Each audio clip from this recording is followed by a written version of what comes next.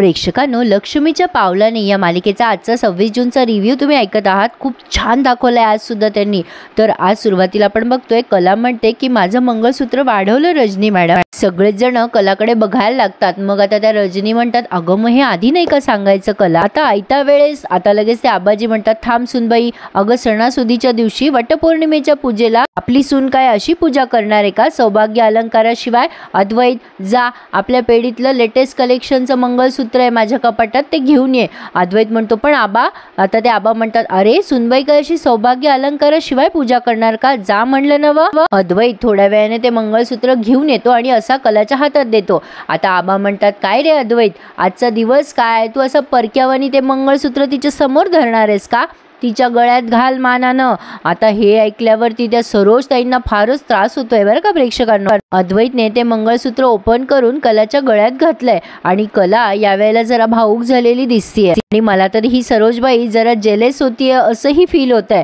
तर आबा म्हणतात असं आता कसं छान वाटतंय। आणि मंगळसूत्र घालायचा कार्यक्रम त्यांनी बराच वेळ दाखवलाय। ते पिपाणी वाजते ना बॅकग्राऊंड मध्ये, ती खूप वेळ वाजवली आहे त्यांनी। असो, पण आता इकडे कलाच्या माहेरी सुद्धा वटपौर्णिमेचा सण साजरा होतोय। कलाचे वडील म्हणत असतात तिच्या आईला अगं तू जेवली नाहीस, तू पण बैस बरं जेवायला। मग आता त्या म्हणतात हाय का आता तुम्हाला माहिती नाही का आज वटपौर्णिमेचा उपवास आहे ना माझा? मग ते म्हणतात अगं किती वरीस अजून माझ्यासाठी उपवास धरणार आहेस? मग कलाची आई म्हणते असं काय बोलता, सवासणीचा सण आहे हा, एवढी वर्ष झाली लग्नाला, नवऱ्यावरचं प्रेम थोडीच कमी होत असतं। मग आता हे खरे म्हणतात आता माझं प्रेम रोजच्या वाणी बोलतं या। आता काजल यांना बघून शिट्टी मारते। आता या खरेबाई म्हणतात जावं तिकडं। मग आता काजल म्हणते काय हो खरेबाई, वर्षापासून ऐकते मी तुमचं, जावा तिकडं जावा तिकडं, नेमकं बाबाने जायचं कुठे हे मला अजून कळत नाही। काजलचे वडील म्हणतात अगं काजे जावा तिकडं म्हणजे मी इकडे यायचं, तिनं पण माझ्याकडे यायचं असा अर्थ होतो त्याचा। काजल म्हणते असे होय, तुम्ही खरे कपल म्हणजे एकदम हिट आहे बाबा, तुम्ही पण आता उपास करूनच टाका 7 जन्माचं बुकिंग। काजलची आई म्हणते काजल काय चाललं तुझं? खरे म्हणतात हं काजल खरंच मी की नाही उपास करूनच घेतो आज। मग लगेच आता त्या खरेबाई म्हणतात जावा तिकडं। काजल पुढे हसायला लागते आणि म्हणते आई आज आपली कलाताई असायला हवी होती ना गप्पा मारायला आपल्यासोबत, म्हणजे मजा आली असती ग आज। मग आता तिची आई पण म्हणते हो ग खरंच, अगं त्यांच्यासाठी पण महत्त्वाचा दिवस आहे आजचा। अगं कलाताई आणि तुझी नैनाताई आज पूजा करतील, म्हणजे आपल्या नैनाला वड नाही पुजता येणार पण आपली कला नटून थटून छान वड पूजत असेल। कलाचे वडील म्हणतात हो आपल्या कलेने त्या लोकांना किती लवकर आपलंसं करून घेतलंय, आबाजींचं तर पानही हलत नाही कलेशिवाय। आता कला सगळ्याच लोकांना लवकर भुरळ घालेल बघ। तर आता इकडे या रजनीताई झाडाची पूजा केली आहे, झाड नाही येते कुंडीमध्ये त्यांनी पूजा केली आहे। त्या रजनी मॅडम सांगतात त्याचा सौभाग्य अलंकार ठेव, असं कर तसं कर, तसंही नाही वडाची पूजा केली आहे आणि आता फेऱ्या मारत असते आणि मनात विचार करते तो म्हणजे अद्वैतचा। आता तिला सारखं आठवतंय अद्वैतचं आणि तिचं लग्न झालेलं। त्या या रजनीताई कलाचं खूप कौतुक करतात, पण या सरोजबाईला खूप राग येत असतो कलाचा। कला मनामध्ये विचार करत असते देवा माझं आणि अद्वैतचं नातं कोणत्या वळणावर जाणार आहे, काय लिहिलं आमच्या नशिबात तेच मला कळत नाही। रजनी म्हणतात अगं कला तुझं आणि अद्वैतचं लग्न खूप वेगळ्या परिस्थितीत झालं ग, पण किती कमी वेळात तू सगळ्यांना आपलंसं केलंय।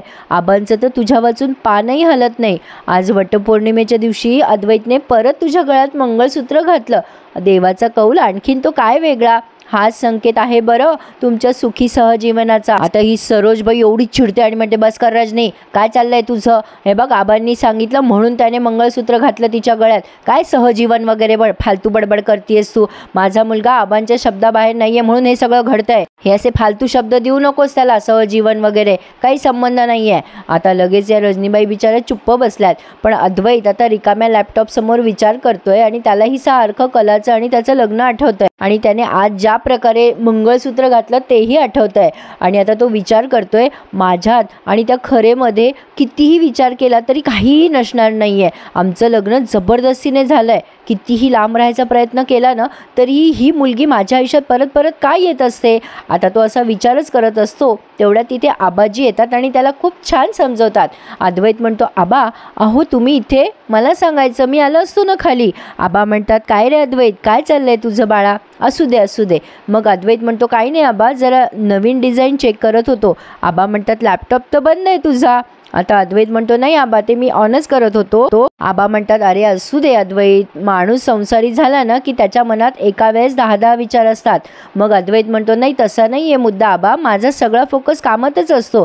आबाजी म्हणतात चांगलं आहे बाबा, तो फोकस तुझ्या संसारात पण दे जरा. बघतोयस ना बाबा, कलाने तुझ्यासाठी निर्जळी उपवास केलाय आज. जन्मोजन्मी हाच नवरा पाहिजे म्हणून तिने देवाजवळ प्रार्थना पण केली आहे. आता आबांनी असं सांगितल्यावर या अद्वैतने बारीक तोंड केलंय. आबाजी त्याला म्हणतात बस बस खाली जरा, मला तुझ्याशी बोलायचंय.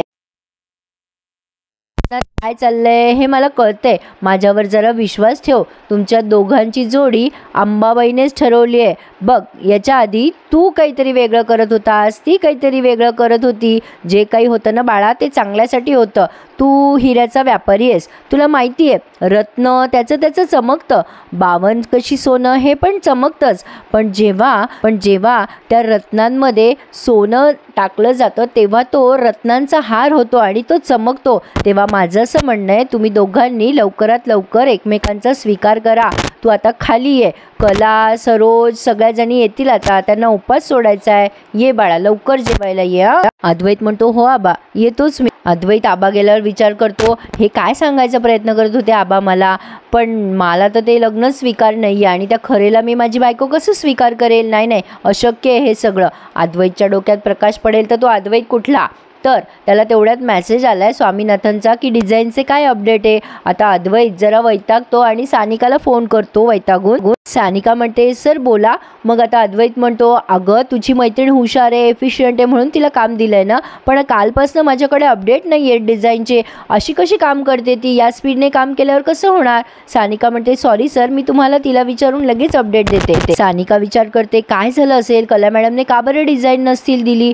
पण फोन करू का मॅडमला, अद्वैत सर तर घरीच आहेत, त्यांना कळलं तर, पण मला मॅडमला तर कॉल करावाच लागेल. असा विचार करून ती सानिका कॉल करते आणि नेमका तो फोन अद्वैतच्या समोरच वाजायला लागतो. अद्वैत वैतागतो आणि म्हणतो माझ्या रूममध्ये आता माझ्यासाठी सुद्धा स्पेस उरलेली नाहीये. किती वाजतोय या खरेचा मोबाईल, ही इथे नाहीच आहे. मी कशाला हिचा फोन अटेंड करायचा, मी काय पिये आहे का तिचा. चार्जिंगला लावलाय फोन तर सायलेंट ठेवायचा ना, नाही मला डिस्टर्ब कसं होईल. आता तो फोन कट होऊन जातो. अद्वैत विचार करतो बरं झालं फोन तरी सायलेंट झाला, समजूतदार आहे फोन, खरेसारखा नॉनस्टॉप बडबड नाही करत.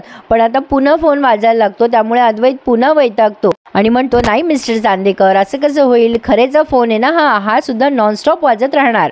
कोण फोन करतंय हिला एवढं, असा विचार करून आता तो फोन उचलायला जाणार. म्हणजे हा त्यांनी जरा सस्पेन्स क्रिएट केलाय, पण त्या फोन जवळ येतो तो, पण न उचलता निघून जातो खाली आणि फोन तसाच वाजत राहतो. आता इकडे काजल सोहमला भेटली आहे. सोहम म्हणतो काय गुंडेश्वर कसं काय आज काम काढलं. काजल म्हणते माझं काम आहे जरा तुझ्याकडे.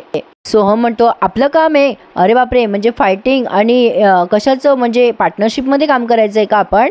मग आता काजल चिडते आणि म्हणते सोहम तू जरा ऐकतोस का. आता ती काही बोलणार तेवढ्यात सोहमचा फोन वाजतो आणि म्हणतो सॉरी यार 1 मिनटं फोन रिसीव्ह करावा लागेल. आता तो फोनवर बोलतो. काजल वैतागतच असते. आता पुन्हा सोहम फोन ठेवल्यावर म्हणतो बोल ना काय काम आहे. मग काजल म्हणते मागच्या वेळेला नाही का आपण तुला कामाबद्दल बोललो होतो. आता पुन्हा एकदा सोहमचा फोन वाजतो. सोहम तिला सॉरी म्हणतो आणि फोन रिसीव्ह करतो कारण महत्त्वाचं असतो ना.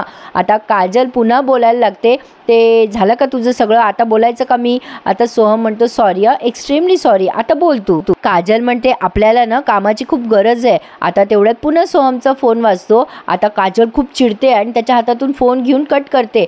सोहम म्हणतो अरे यार महत्त्वाचा फोन होता माझा.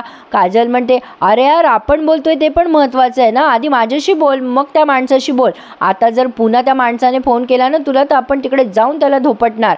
सोहम म्हणतो बरं बाई तू बोल. काजल म्हणते आपल्याला कामाची गरज आहे आणि आपल्याला जॉब करायचा आहे जॉब. सोहम म्हणतो बरे ठीक आहे मी बघतो तुझ्यासाठी कुठे जॉब मिळतो का. आता तेवढ्यात पुन्हा सोहमचा फोन वाजतो. काजल तो फोन त्याच्या हातात आदळते आणि तिथून निघून जाते.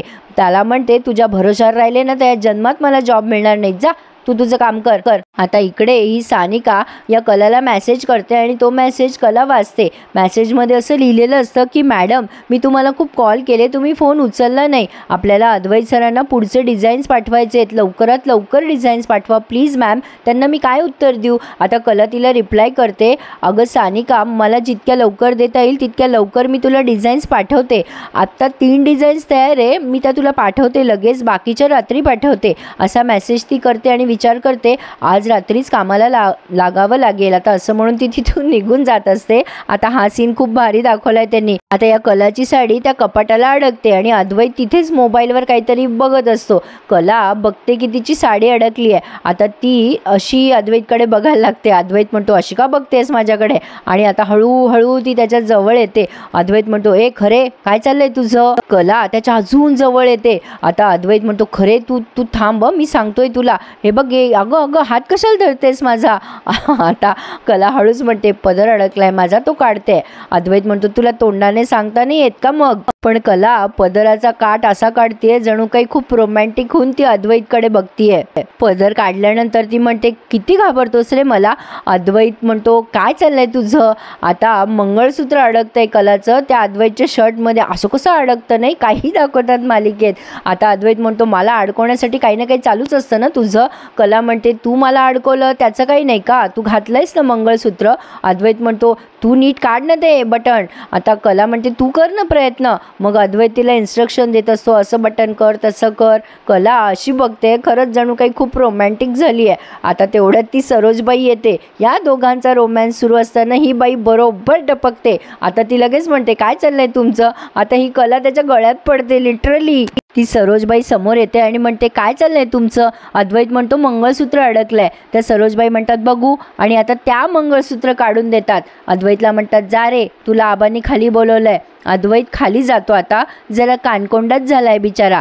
आता या सरोजबाई अद्वैत खाली गेल्यानंतर कलाला म्हणतात ए तू थांब ग जरा, आणि तिला खूप धमकवतात. असंच बोलतात जरा ए थांब ग, हे बघ अद्वैतने तुझ्या गळ्यात मंगळसूत्र घातलं असेल पण तू पूजा केली, हे नाटकं केले उपवासाचे, हे सगळं आता थांबवायचं. 7 जन्म तर सोड, या जन्मात पण मी तुमचं नातं टिकू देणार नाही आहे. आता कलाने त्यांना सडेतोड उत्तर दिलं आहे. कला म्हणते 1 मिनिट सरोज मॅडम जरा थांबाल का. नाही म्हणजे मला माहिती आहे तुम्हाला माझा खूप राग येतो. मला कळतं आहे रागाच्या भरात तुम्ही मला खूप काही बोललात. हे तुमचे शब्द जसे मला लागू होतात तसे तुमच्या मुलालाही लागू होतात ना. कसंही असलं तरी हा संसार आमच्या दोघांचा आहे. त्याने बांधलेल्या मंगळसूत्राच्या धाग्यामध्ये आम्ही दोघंही बांधले गेलो आहेत. त्यामुळे माझा संसार मोडला तर तुमच्या मुलाचाही संसार मोडेल. मला नाही वाटत कुठल्याही आईला आपल्या मुलाचा संसार मोडेल असं वाटेल. असं बोलून कलाने तिची जागा चांदेकरांकडे परमनंट केली आहे असं नाही का वाटत तुम्हाला प्रेक्षकांना. मला नक्की कमेंट करून कळवा हं. आता या सरोजबाई कलाला काहीही न बोलता तिथून गपचूप निघून जातात. पण आता पुढे जास्ती मजा येणार आहे बघायला. अद्वैत आणि कलाला आबा म्हणत असतात चला एकमेकांना घास घाला बरं. अद्वैत तिला घास घाल, कलानं उपवास केला ना तुझ्यासाठी, चल घास घाल बरं तिला. तू जेवढा उशीर केला तेवढा मला गोळ्या घ्यायला उशीर होईल बाबा. पण आता हा अद्वैत घास घालतो. पण आता ही रोहिणी मुद्दाम भांडणं उकरून काढते आणि म्हणते डॅड आज दादाचा पत्ता नाही आहे. सरोजबाई म्हणतात अगं तो आमचा वैयक्तिक प्रश्न आहे, एवढंच असेल तर तू जा ना तुझ्या नवऱ्याकडे. रोहिणी तिला म्हणते अगं माझ्यात गट्स आहे ग, नवऱ्याला सोडून येऊ शकले मी, तुझ्यात तर तेही गट्स नाही आहेत. आता सरोजबाईंनी खूप चिडतात त्या रोहिणीवर. रोहिणी तिथून निघून जाते पण सरोजबाई मात्र उपाशीच राहतात आणि कलाला फार वाईट वाटतं आणि अद्वैतला पण वाईट वाटतं. आपली आई उपाशीच राहिली. पण आता कला विचार करते रोहिणी मॅडम असं का बोलल्या अद्वैतच्या वडिलांबद्दल. तर आता कला या सरोजबाईचं आणि त्या अद्वैतच्या वडिलाचं नातं ठीक करणार आहे. बघूया पुढच्या भागात काय काय बघायला मिळतंय. छान वाटतोय ना माझा रिव्ह्यू ऐकायला, तर मग लाईक आणि माझ्या चॅनलला आवर्जून सबस्क्राईब करायला विसरू नका हं प्रेक्षकांनो. प्लीज सबस्क्राईब करा. धन्यवाद.